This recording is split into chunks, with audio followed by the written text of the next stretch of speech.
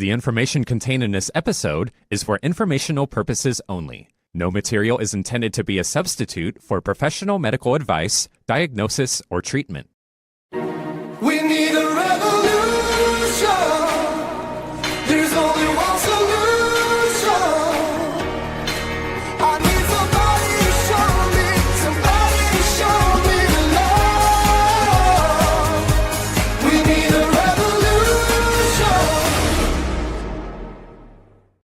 Hello there, and welcome to Inform Life Radio on Good Friday. I hope everybody is having a good Friday as we wind up to Easter weekend. My name is Bob Runnels. I'm your host.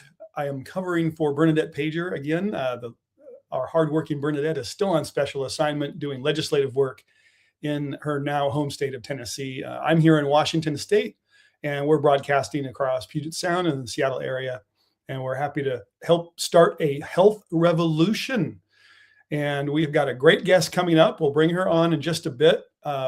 Food is our topic today. Healthy foods will be our topic. And we're excited to cover that. It's one of our main pillars. The membership of Informed Choice Washington are the ones who donate to make this radio show possible.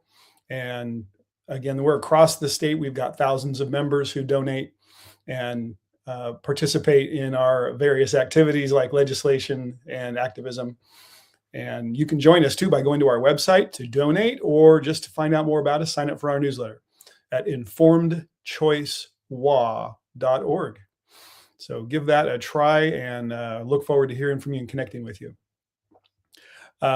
We've got one other topic I want to cover before we bring on our author guest, and that is in June.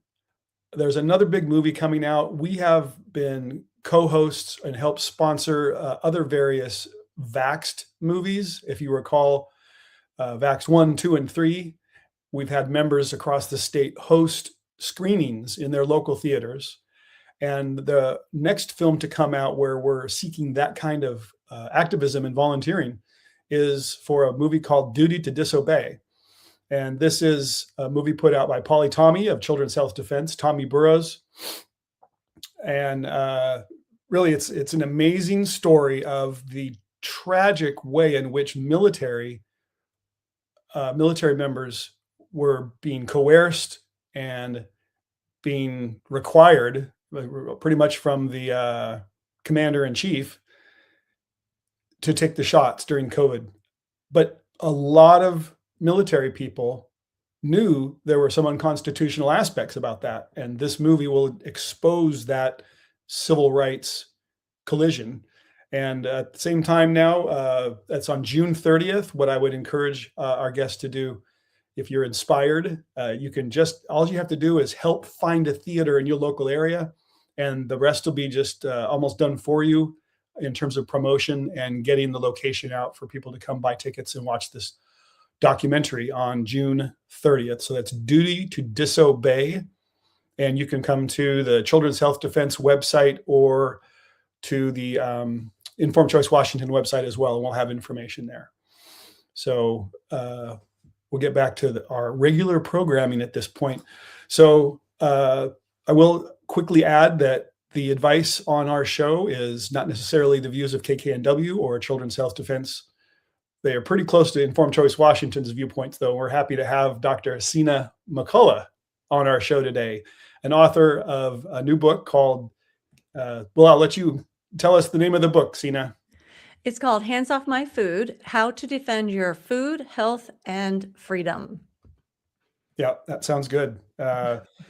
We've certainly seen all the MAHA action going on across the country in terms of let's get healthier foods. Let's eliminate petroleum-based dyes in our foods.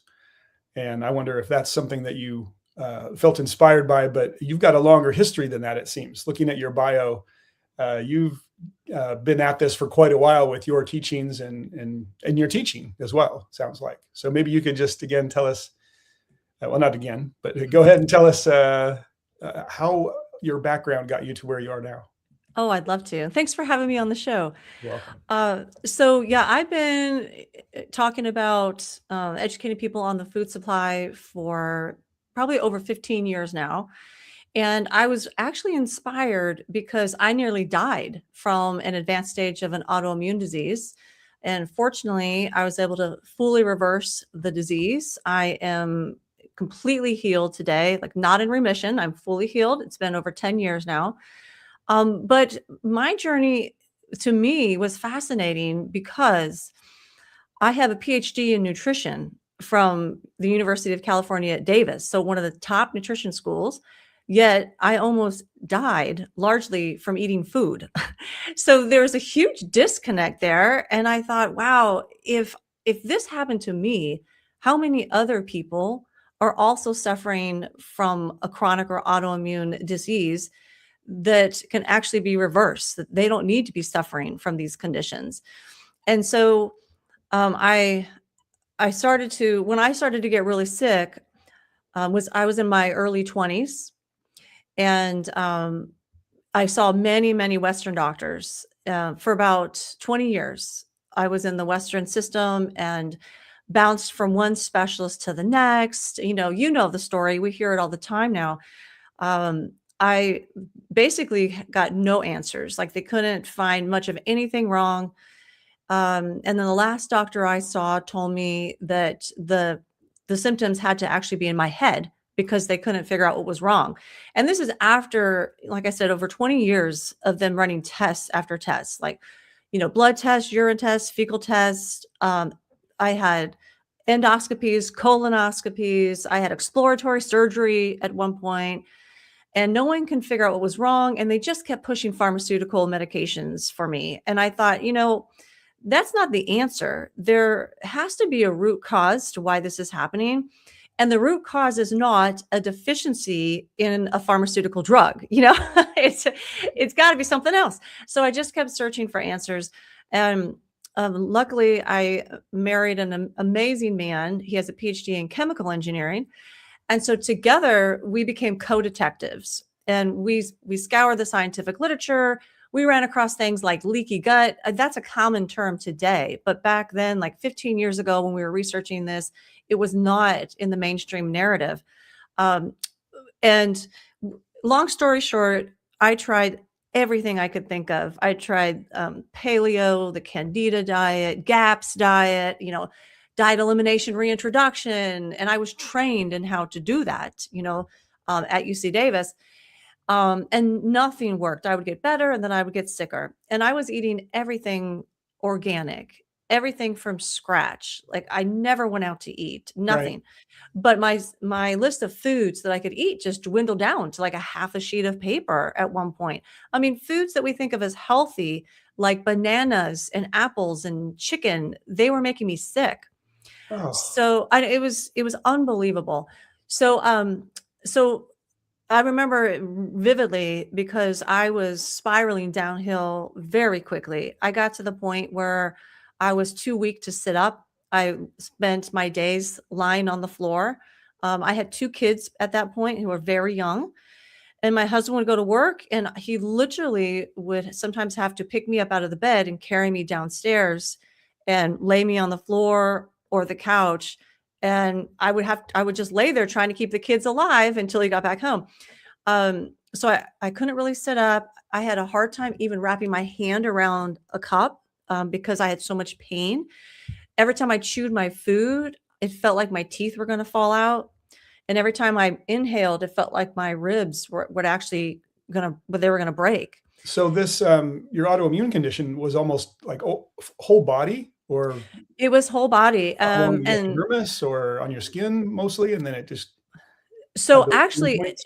So like most autoimmune conditions, we say there's an autoimmune continuum, and you usually start with, some milder symptoms. It may be something like bumps on the back of the arms or seasonal allergies or brain fog.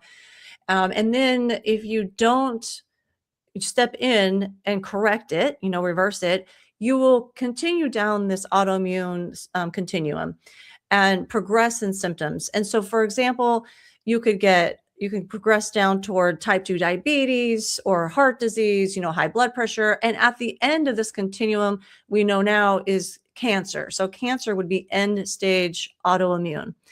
So all these conditions are on this continuum, and I was slipping down this continuum without really understanding what was happening to me.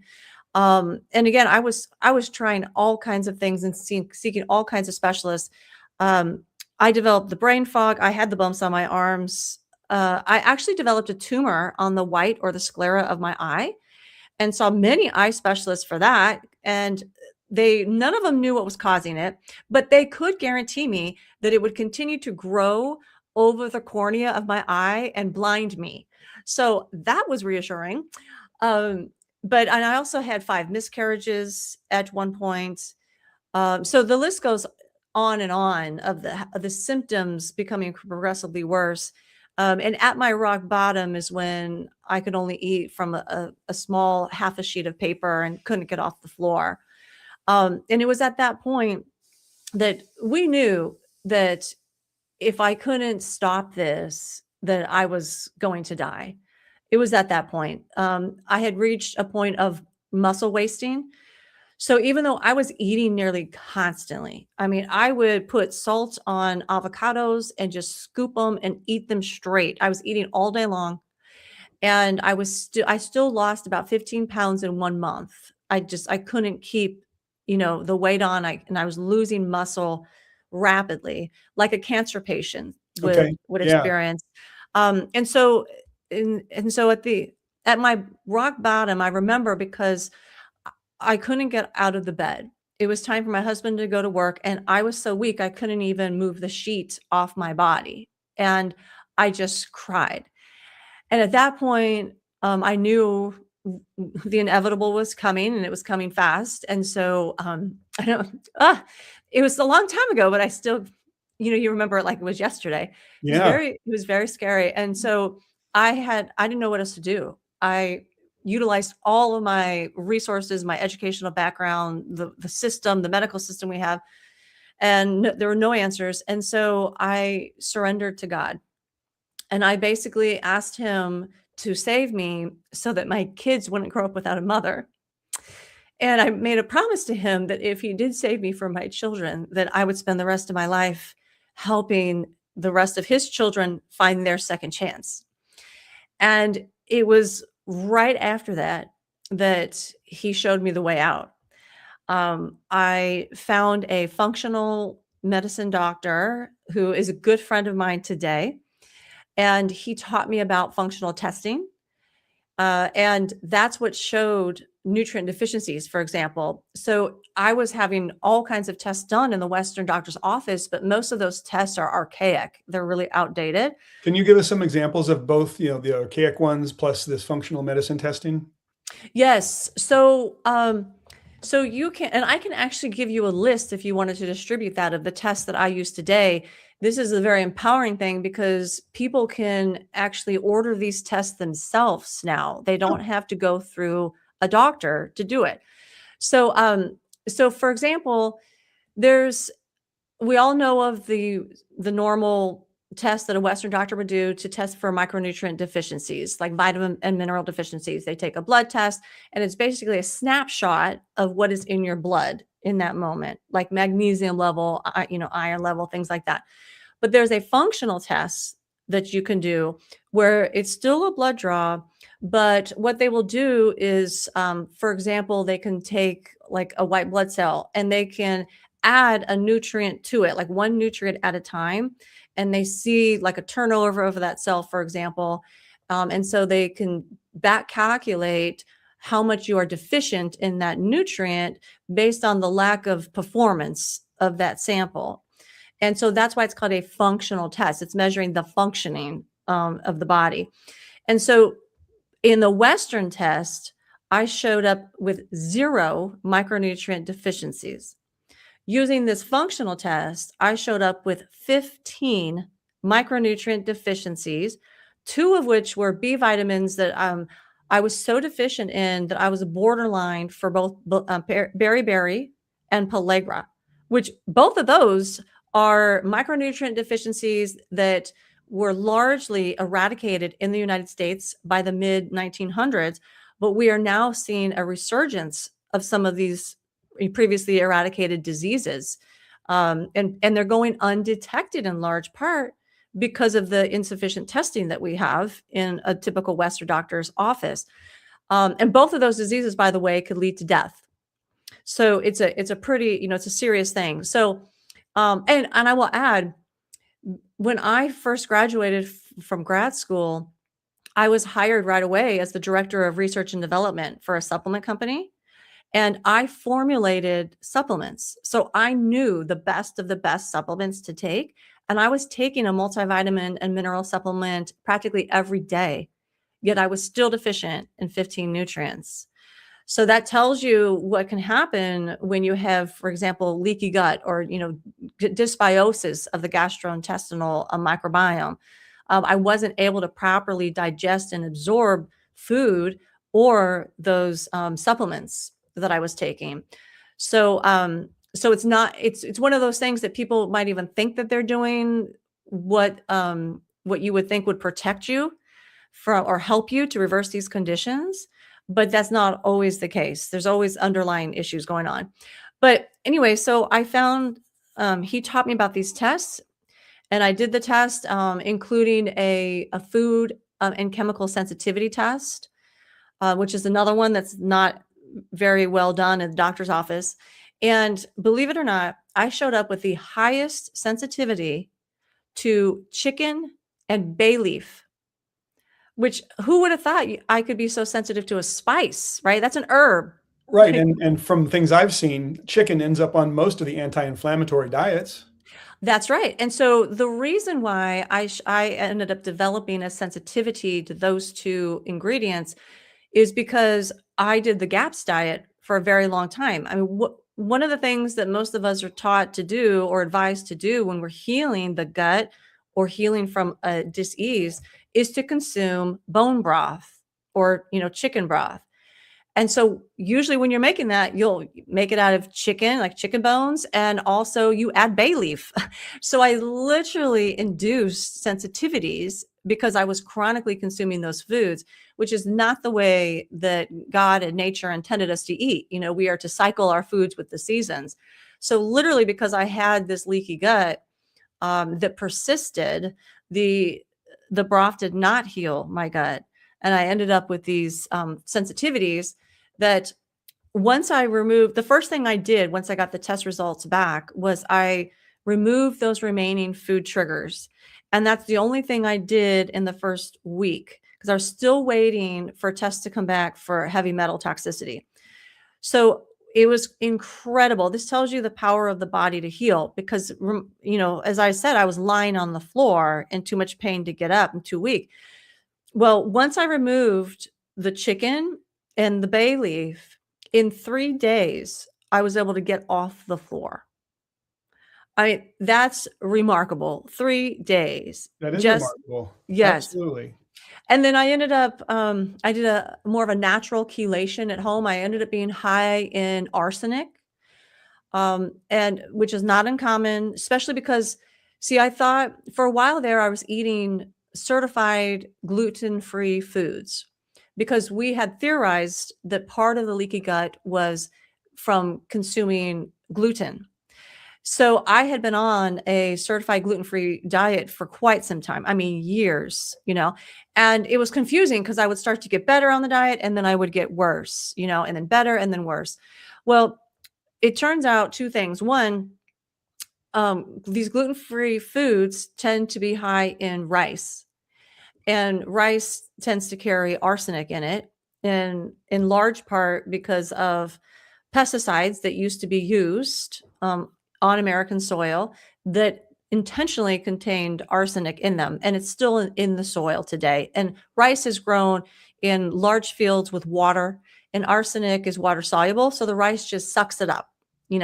So I got arsenic poisoning from consuming so many of those certified gluten-free processed foods.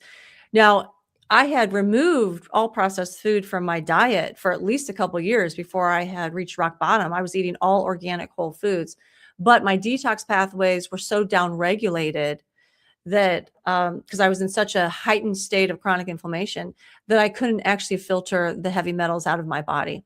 But the other part that I wanted to bring up, if it's all right with you, is that whole myth. Like the gluten-free label actually keeps a lot of people sick because those foods are not truly gluten-free. So I don't know if you talked about that on the show before. No, or if you were I gonna go don't into- think we've had that subject brought up in any recent shows. I'd like to hear a little more about it. I think we have time. Yeah. So, I mean, we know today there's like 200 to 300 medical conditions that have actually been documented to be directly related to glutens. And those range from like asthma to infertility and any of these autoimmune chronic conditions that we're talking about. Now, the problem is, I call it the gluten-free label is actually a lie, because the way we got the label was you have to go all the way back into like the 30s and 40s, to the war, to World War II. And there was a Dutch pediatrician who linked consumption of wheat to celiac disease. So there was a wheat shortage in 1944 because the citizens were being starved, during the war. And what happened was the children that he was caring for in this institution, they actually started healing. They got better. And then when the war ended and the wheat supply returned, the children got sick again.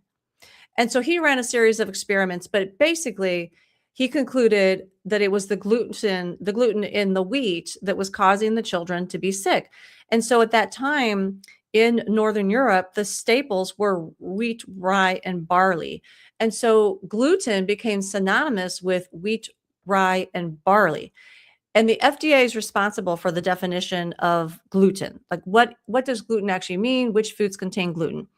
So the FDA glommed onto that definition, and they still define gluten to this day as being contained in wheat, rye, and barley, even though that came from World War II.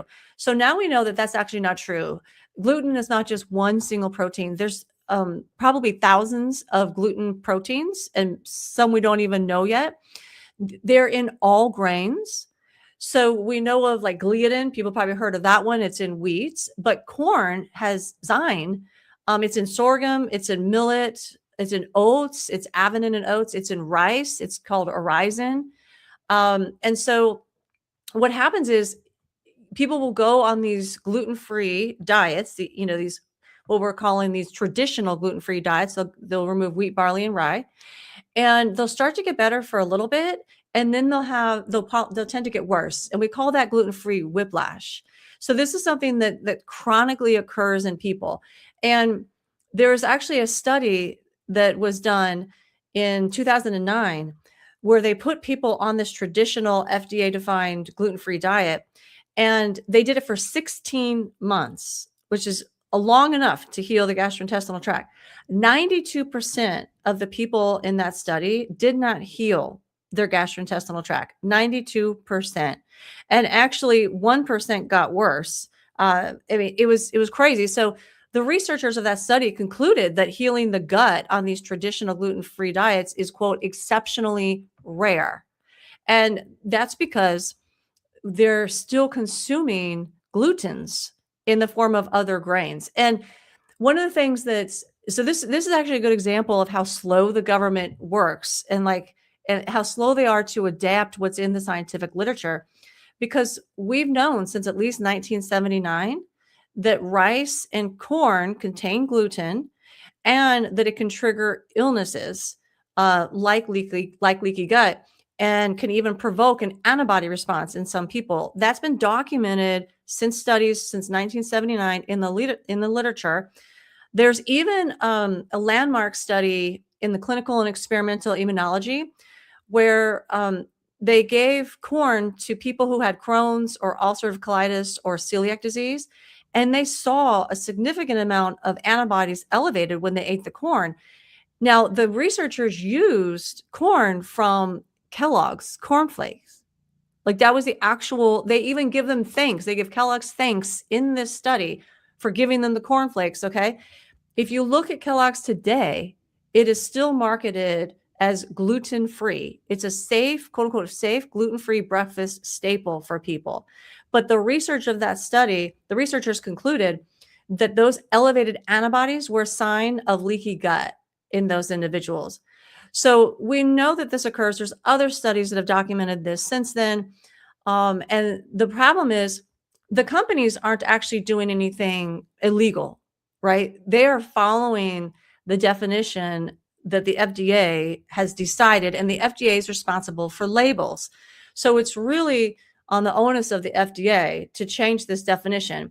And they put out a call for people to, this was just recently, the HHS put out a call for people to, report to them to see, like, are you having any symptoms with like cross contamination, like with oats or whatnot? But so they're still asking the wrong question. You know, they're still not understanding that all grains contain a form of gluten. And we have research that suggests that at least 50% of people who are sensitive to gluten, they do develop antibodies to corn. I mean, that's documented in the scientific literature. Those researchers, these are from many different groups, have been researching this. They have said things like, we need to reevaluate rice, corn, millet, and buckwheat. These should be better studied before they're suggested as gluten-free alternatives. So we have all of this information, and for whatever reason, the FDA is still not willing to actually change the definition. And so the consequence is most people don't know that, right? I didn't know that either when I was sick. It took me a while to be able to figure this out. And so we trust that label. We walk into the grocery store and we see certified gluten-free, and those of us who can't have gluten will take that product. And for some of us, at least 50% of us, it's actually putting us in harm's way. It's either making us sicker or it's keeping us sick. So that's why I say don't trust the gluten-free label. It's a lie now. It's outdated, information. Sina, do you give any advice or guidance in your book about how to then look at glutens in a broader way? Yeah. So what you want to do is, well, always read the labels, right? On everything, you've got to read the labels. The problem is that because of farm subsidies, we have corn in and wheat, but here I'm going to focus on corn for a minute. Corn is ubiquitous in the grocery store aisles. It's not just popcorn or corn tortilla chips or corn shells. Corn is actually surround you on all sides of the grocery store because of the Farm Bill. And so the problem is it can be processed into synthetic man-made ingredients that you would never know are actually corn derived. So for example, vitamin C, which you would think would come from citrus fruit, right? That's what we think of, orange juice, right? But a lot of vitamin C is actually made in a lab from corn that was genetically modified and sprayed with glyphosate.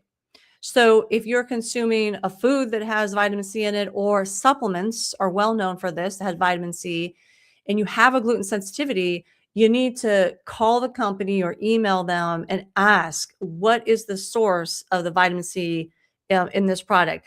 And on my website, I have a free blog, and in one of them, I list common ingredients that are derived from corn, so that people can see, okay, I want to look out for these ingredients. Like, make sure I don't eat those.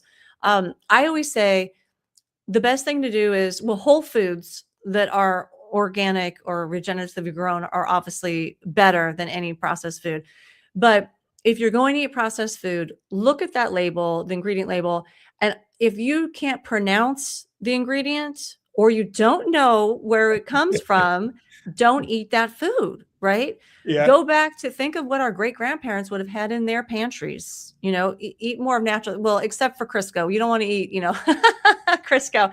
There's a few exceptions, but in general, that's a good rule of thumb. If you can't pronounce it or you don't know where it came from, don't eat that food, because it is really difficult nowadays to trace foods. I mean, for example, artificial, so like if it says like an artificial flavoring or even a natural flavoring, like those can be made from 100 different synthetic chemicals. So you can bet some of those chemicals are going to be derived from grains.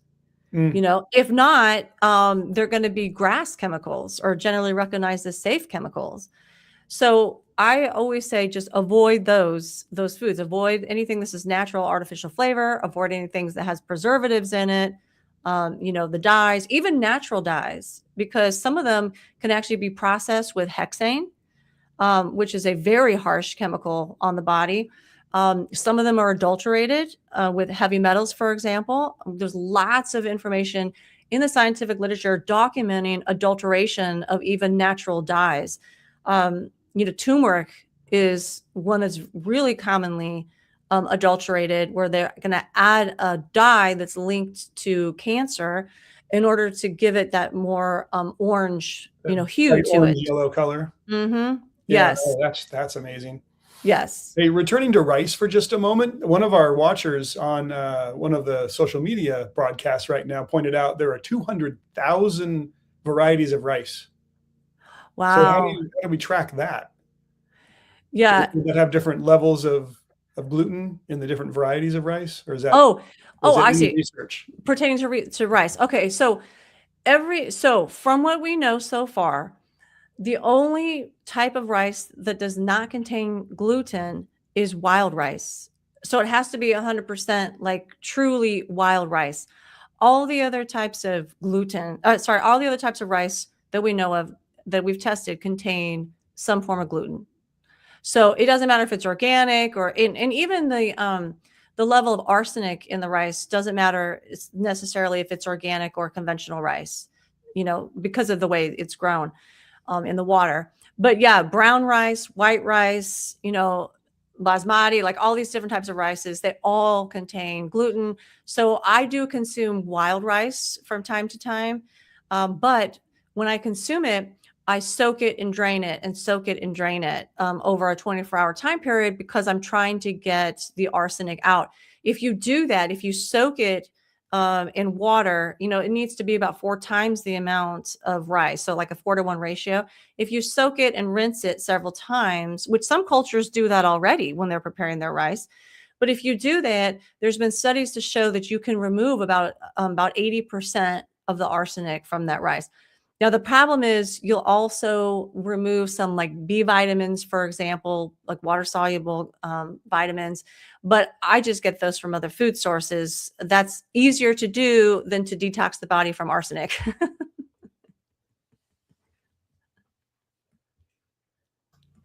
Yeah, thank you, Sina, for that. That's a nice little hack for everybody to hear on the radio show, and they're going to find out a lot more in the book, I'm sure. Get your hands off my food. Yeah. So what else is going on with the FDA? The current state of the FDA, or the FDA historically has been letting certain foods get onto our tables. Is this a co-opted agency or, Yes. controlled agency? Oh, I love this question. So my book actually explains to you how we got the food supply that we have today.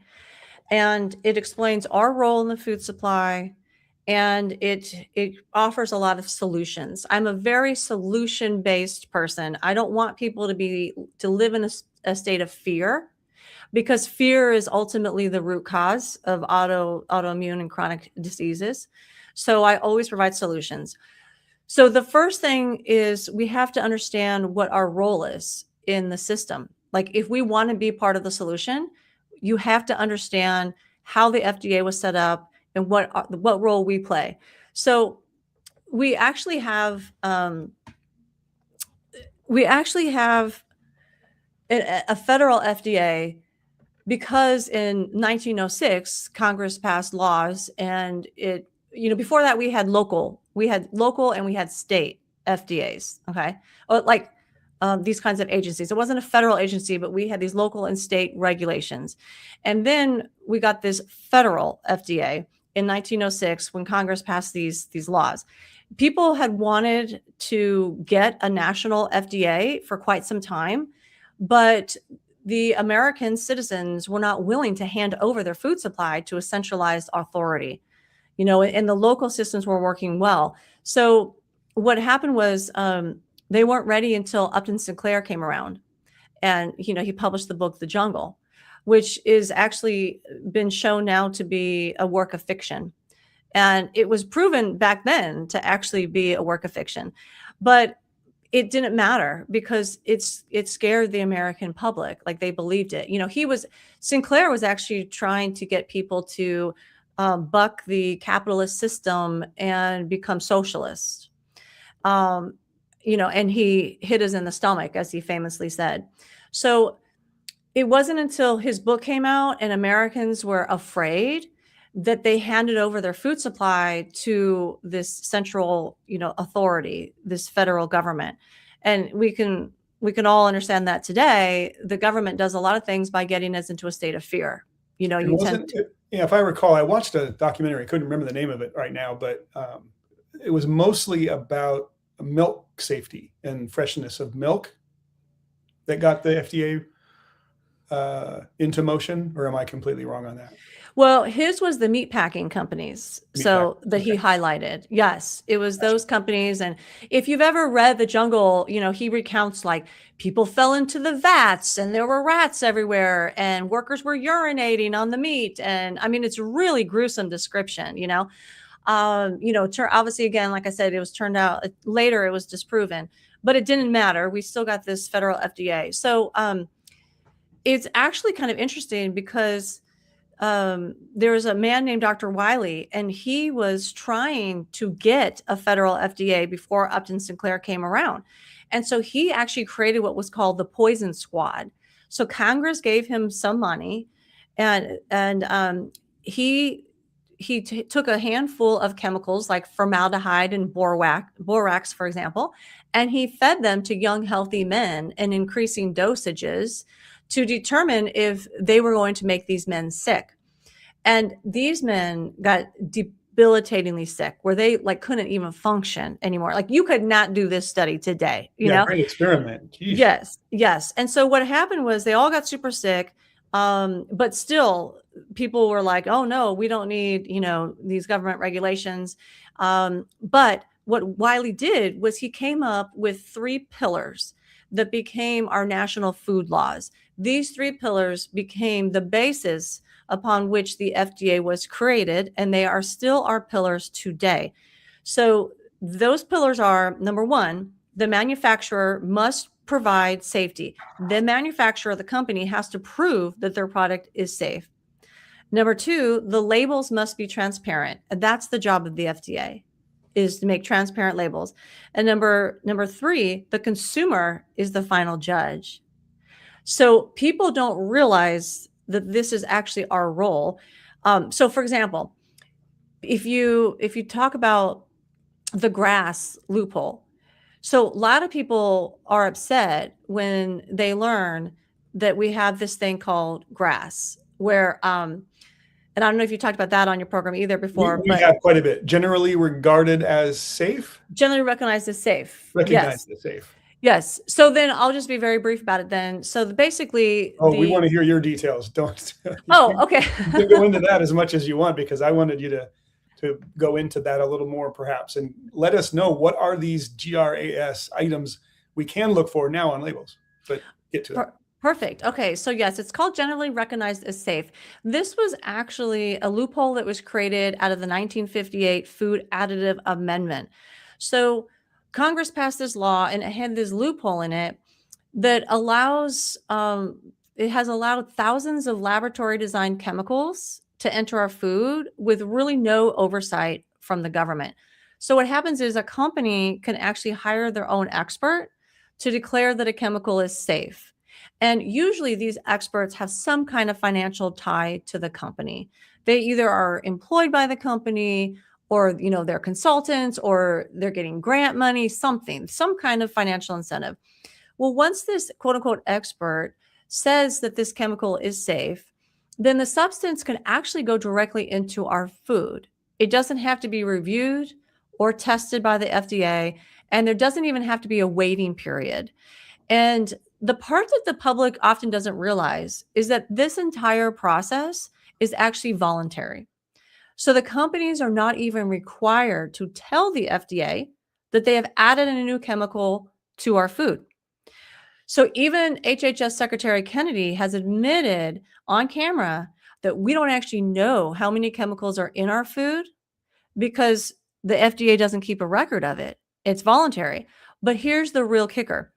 Guess who made the voluntary notification? Guess who made the notification process voluntary? It was actually the FDA. Okay, but So- yeah, is this like pharmaceutical, the drug half of FDA, where it's the sponsor, the pharmaceutical company that does all their own testing, and they provide the data that then the FDA supposedly evaluates and says yay or nay. Yes. So For food, then, where the food makers are responsible for doing the testing and providing the data, and there's really no check and balance there potentially. that's right. And so in this example, the food company is not even required to provide the data because they're not required to tell the FDA.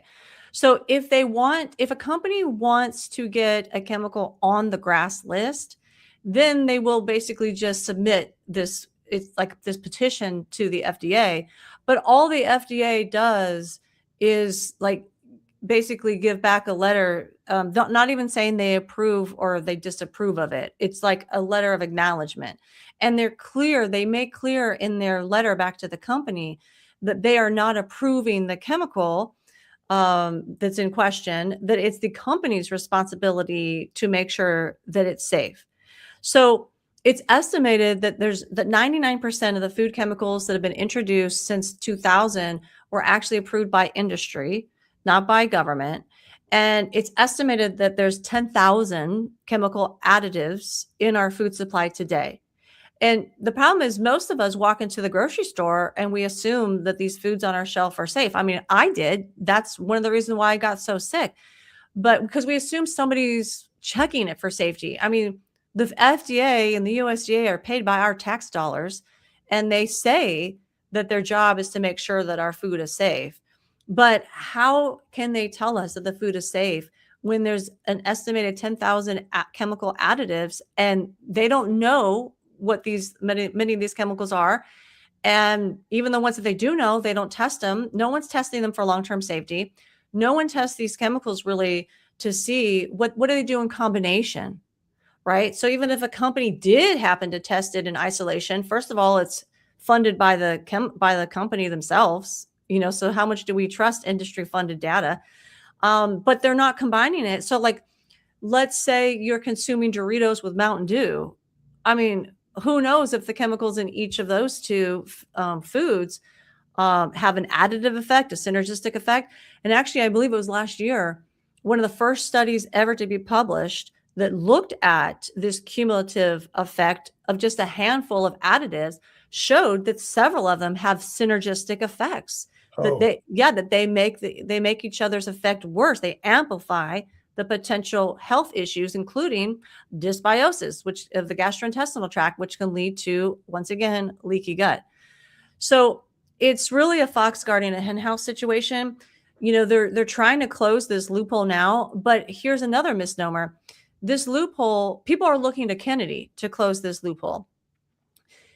Constitutionally, legally, he can't fully close the loophole because Congress is the one that created this loophole. Only Congress can, pass, create bills and pass a law. You need them to do it. Main branch of the government to change it. That's right. He can't do it. Yeah. Yes. So, but back to the original whole assessment of let's figure out first, what is the job of the FDA? Because that's the problem. Most of us, including myself, do not really understand what the actual role of the FDA is.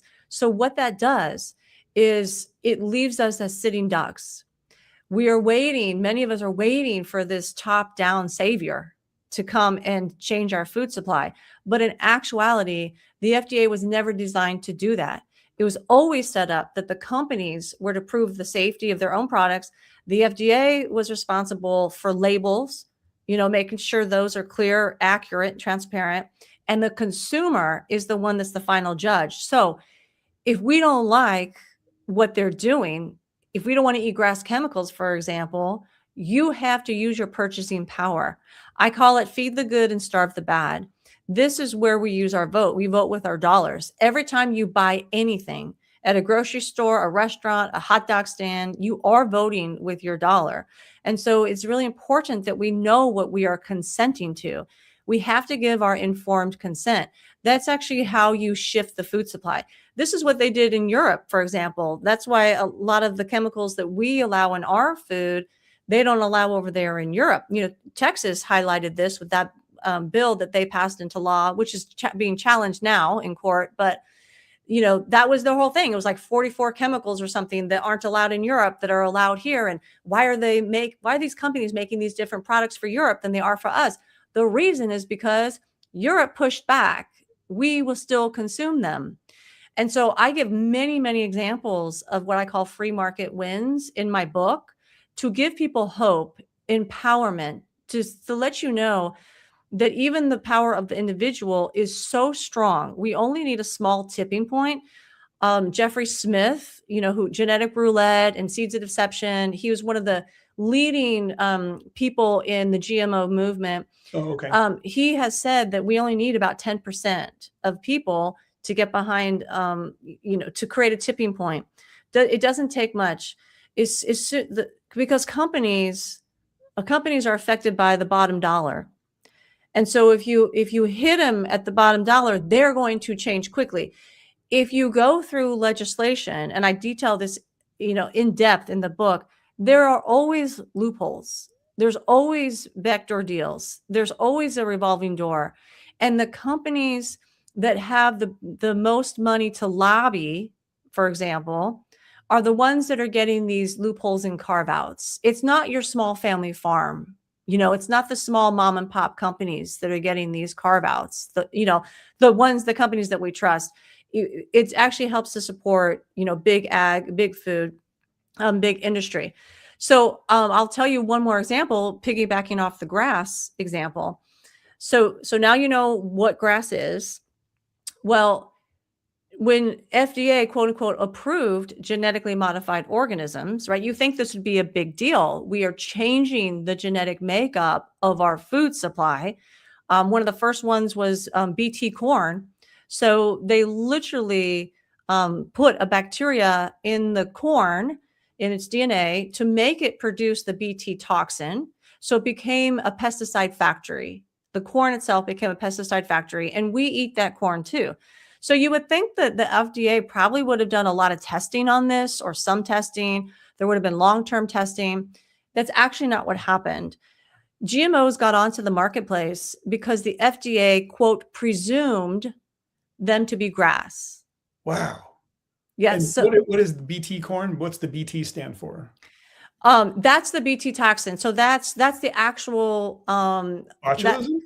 that's what the toxin that that bacteria actually makes is called BT, and it's Bacillus thuringiensis. Oh, wow. Okay, thank you. Thank you. Yeah, so that's what we say, BT for short. Yes. So so that's how GMOs actually got on the market. And now today, about 90% of the corn grown in the United States is genetically engineered. And most of those varieties are engineered to express that BT pesticide, that toxin in it. So there's one example. But if you're okay with it, I'd love to give you another example of RBGH, because this is the one that actually woke me up to the fact that we're losing our freedoms. Like, do we have time for that? We have about 4 minutes left, and then we'll close. But Okay. this sounds pretty important, though, too. Isn't that the hormone that goes into dairy cows? That's right. It's, yes, recombinant bovine growth hormone. And, it's still around today. We thought we won that one. We got it squashed, but it's still around, and it's trying to make a comeback, which is why I'm bringing it up. So this was the first genetically engineered drug allowed in our food supply. It was a cow gene mixed with E. coli, and it would force the bacteria to produce that hormone, which was then given to cows. So it was for economic purposes. It was to force the cow to make more milk. And just quickly, the evidence to use to support the safety of that milk from those cows was funded by the company. It was based largely on 2 industry-sponsored rat studies. FDA scientists repeatedly warned that RBGH could cause health issues. The Government Accountability Office advised against the approval of it. Cows got sick. They ended up having to require more antibiotics. The amount of antibiotics needed increased the antibiotic residue in the milk beyond what the FDA allowed. So what did the FDA do? They changed the regulation to suit industry. They raised the amount of antibiotic residue that they would allow. And that's because of the revolving door. Many examples. I know we only have 4 minutes, so I'll go into it. Industry government revolving door. That's right. And so the part, though, that really let me know that this is a freedom issue as well as a health issue is because for 8 years, while RBGH was it was in a field trial. So Monsanto was a company who made it at the time, and they were testing the product out. So it was an experimental drug at this time. And for 8 years, they milked those cows and they sold that milk in the grocery store, and it wasn't labeled. So Americans unknowingly drank this milk for nearly 8 years while it was still in the experimental phase. The FDA did not require labeling, even though we didn't know if it was safe or not. And the Government Accountability Office is the one that blew the whistle on this, is how I found out about it. In their own documents, they say, we disagree with the FDA stance, meaning the American people should not be unconsenting guinea pigs. To this day, the FDA still believes we don't have the right to know when they put experimental products on the market.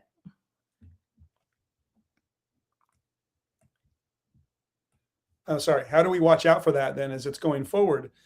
Are there any kind of at least announcements in the, like the Federal Register about FDA is conducting a new chemical analysis, but that's maybe all they say? Oh, no, they don't have to tell us. You don't have to do anything like that. No. So that's one thing that Joel and I tried to do. So I have a podcast that I host with Joel Salatin from Polyface Farm every week. And we try to do this investigative research to share with the public, because most people are busy. They don't have time to do these things. Like, they want what's best for their family, but how do you have the time? So I've now dedicated my time, and so has Joel, to research these things, to try to stay on top of them, to give them the breaking news, things to avoid, and then solutions in the same time to empower them. So that's really the best we can do at this point, because they don't have any obligation to tell us, and they oftentimes don't want to tell us. So Wow. there's not a good incentive to do it, because of the revolving door. I mean, they're really there. And again, this is documented over and over again. They protect industry first. Yeah. Well, I'm a big free market person, but I guess we need guardrails, and I'm learning that more and more. Yes. So I've got your website on screen here, Dr. Sina McCullough, and that's how people can get a hold of you another way. Yep. The podcast is on my website. So is my free blog. You can contact me through it. And I have other information there, like information on how to reverse disease, for example. Everything can be found right there on my website. Well, thank God, literally, that you were able to recover from your condition. It just sounds so amazing. Oh, And yeah. Is your diet still highly modified? You have to watch out what you eat, or are you fully recovered?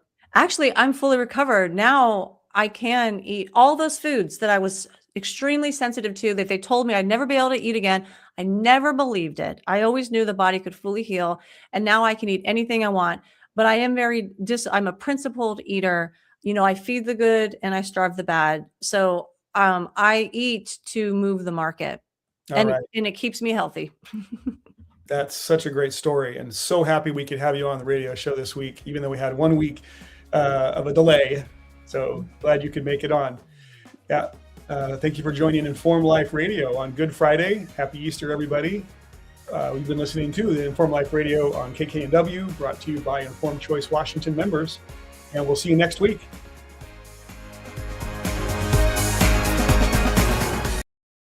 Informed Choice Washington is a nonprofit organization that advocates for healthy immunity, medical freedom, and fully informed medical consent. The right to make medical choices without coercion is fundamental to our civil liberties and a basic principle in all human rights declarations. To learn more, tune in each Friday from 4 to 5 p.m. to An Informed Life Radio and visit the website informedchoicewa.org. It's time to take a stand for medical freedom. Go to informedchoicewa.org today. Did you know that solutions containing iodine can inactivate viruses in the nose and throat in 15 seconds? And hydrogen peroxide can do it in under 30 seconds. Decades of studies, including many conducted during COVID, have shown that properly prepared and used nasal spray and gargling solutions can reduce your risk of infection, reduce viral load, reduce symptoms, and reduce transmission of viruses. To learn more, go to healthyimmunitynow.org and check out the EFU Challenge. Why spread fear and infection when nature provides solutions? Go to healthyimmunitynow.org today. The information contained in this episode is for informational purposes only. No material is intended to be a substitute for professional medical advice, diagnosis, or treatment.